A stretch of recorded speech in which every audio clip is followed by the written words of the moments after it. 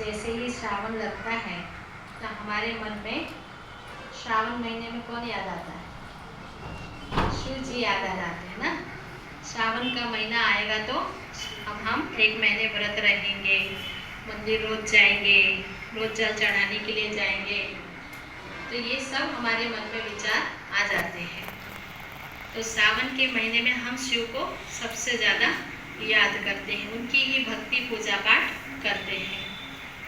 एक कहानी मुझे याद आती है कि एक व्यक्ति था और उनका पूरा परिवार था, लेकिन उनके गरीबी थी, खाने के लिए कुछ भी नहीं था।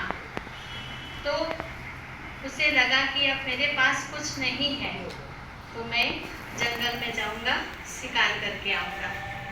तो जब फिर वो जंगल में गया और जंगल में जब गया तो देखा एक हिरण दिखाई दी, तो उनका नज़र जो है हिरण के ऊपर गई।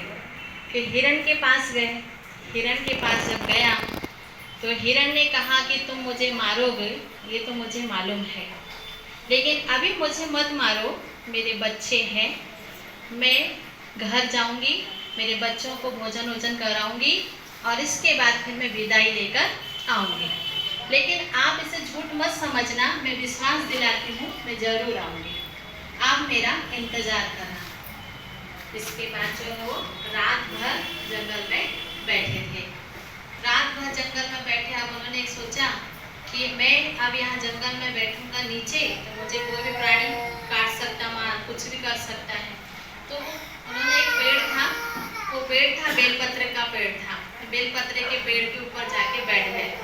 अब रात्रि का समय था तो रात भर क्या किया, पेड़ के ऊपर बैठे और जो पत्ते थे पत्ते तोड़ तोड़ के नीचे डालते गए और ओम नमः शिवाय का जाप करते थे। तो नीचे क्या था, एक शिवलिंग था, मिट्टी का शिवलिंग बना हुआ था। तो रात भर उन्होंने क्या किया, जागरण किया। अब सुबह हो गई, सुबह के टाइम पे अपनी ईमानदारी से हिरण और अपने बच्चों को लेके वापस आ गई जंगल में। इसके बाद उनके सुबह होने के बाद जैसे ही जब उसने देखा कि हिरण आ गई है तो वो हिरण के पास जाने के लिए तैयार हो गया, पेड़ से उतर आया। तब उस समय भगवान तो भोलानाथ है ही, तो भगवान ने तुरंत फिर प्रकट हुए, शिव जी प्रकट हुए और शिव जी ने भक्त से कहा, उस व्यक्ति से कहा कि आपने एक अनजान के बस भी मुझे नहीं पहचाना, लेकिन फिर भी तुमने मेरा नाम लिया है, रात भर तुमने, ऐसा कहा उसने। तब परमात्मा ने कहा कि मैं तुम्हारी भक्ति से प्रसन्न हूँ, तुमने मुझे रात भर जागरण करके याद किया है, तो अब तुम्हें जो मांगना है तुम मांगो, तुमने भक्ति की है, मैं तुम्हारी मनोकामनाओं को पूर्ण करने के लिए आया हूँ। तो उनकी भी मनोकामनाएं पूर्ण हो गई और हिरण भी बच गए। तो ऐसे ही व्रत भी हुआ, रात भर उसने भोजन नहीं मिला, जागरण भी हुआ, है ना, और उपवास भी हुआ, तो तीनों काम हुआ, भक्ति भी हो गई, तीनों काम हो गया। तो ऐसे ही इस समय हम क्या करते हैं, भक्ति करते हैं, पूजा पाठ करते हैं, उपवास करते हैं।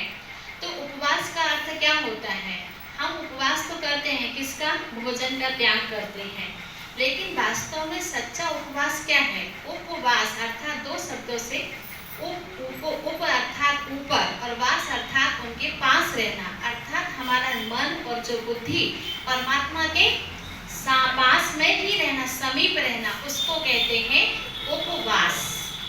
और जागरण, जागरण अर्थात जैसे हमने शिवरात्रि आती है, रात भर क्या करते हैं, जागरण करते हैं, कीर्तन भजन करते हैं। वास्तव में जागरण अर्थात ये जो कलयुग रूपी रात्रि है, जो घोर कलयुग है, इसमें हमारा क्या हो चुका है, अज्ञान अंधकार का पर्दा लग गया है। अब हमें क्या करना है, ये दो नेत्र तो है हमारे पास, लेकिन तीसरे नेत्र से हम सोए हुए हैं, है ना, हम सबका तीसरा नेत्र क्या हो गया था, अंदर से हम सो गए हैं। अब हमें अपने आत्मा को, तीसरे नेत्र को जगाना है, और जब हम तीसरे नेत्र को जगाएंगे तभी हमें परमात्मा के भक्ति का फल तो देता है, लेकिन उससे हमें सच्ची प्राप्ति होगी। हमें आत्मा जो परमात्मा वरदान देता है, शक्तियाँ देता है, गुण देते हैं, वो सब चीज़ की प्राप्ति होती है। और भक्ति मतलब स्नेह है, तो परमात्मा से भक्ति अर्थात परमात्मा से सच्चा स्नेह प्यार रखना है। और एक बार क्या हुआ, नारद जी थे, तो नारद जी का काम क्या है, लड़वाने का काम रहता है नारद जी का। तो नारद जी ने कहा कि देवताओं में तो लड़ाई होती रहती है, लेकिन शिव और शंकर जी और पार्वती में कभी आपस में लड़ते ही नहीं है। तो इसके बाद देखा कि शंकर जी कहीं भ्रमण में चले गए थे, पार्वती जी अकेली थी।